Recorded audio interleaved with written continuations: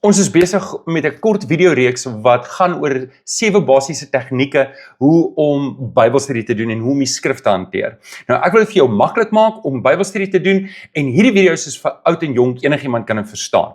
OK. Basiese Bybeltegniek nommer 2. Hoe lees ek my Bybel? Ek moet dit gestruktureerd lees. Ek lees toch nie rond en bond wanneer iemand vir my 'n brief skryf. Ek vat nie 'n e-pos, nou lees ek hier, en nou lees ek hier, en nou lees ek hier nie. Ek vat die e-pos en ek lees dit van begin tot einde deur. En dis belangrik dat ek die Bybel ook so moet hanteer. Oor net hierdie twee mooi verse. Matteus 4 vers 4 sê Jesus, in 'n antwoord, daar staan geskrywe, 'n mens lewe nie net van brood alleen nie, maar van elke woord wat uit God se mond uitkom. Esra 7 vers 10 sê ook 'n mooi woord. Hy sê, Esra het hom gewy aan die wet van die Here. Hy wou dit in praktyk toepas, en hy wou Israel elke voorskrif leer. Nou, ek en jy lees tog partykeer, sal ek iets aanhaal van iemand, omdat dit 'n indruk op my gemaak het. En net so, is dit nie verkeerd om verse aan te haal, of om terug te gaan na spesifieke verse, vir waar die Here besig is in jou lewe op die oomblik nie.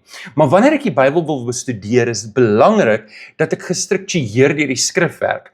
Nou oké, ons kan nie in hierdie video's presies daar praat nie, maar in die 8ste video, wat die bonus video is, gaan ek vir jou presies vertel waar jy moet begin en vir jou uit die wegsprongblokke kry om gestruktureerd deur die Bybel te werk. So, die tweede basiese tegniek om die skrif te hanteer om Bybelstudie te doen, is lees gestruktureerd. Wanneer jy dit doen, kry jy die oorspronklike boodskap wat die skrywer bedoel het om te hê. As jy vers vir vers uit proporsie, uit konteks uit lees, kan jy baie maklik in die slaggat beland waar jy valse lering vir jouself opbou.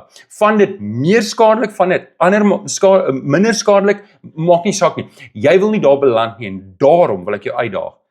Begin nou om die skrif gestruktureerd te lees. Kry jy by die volgende video.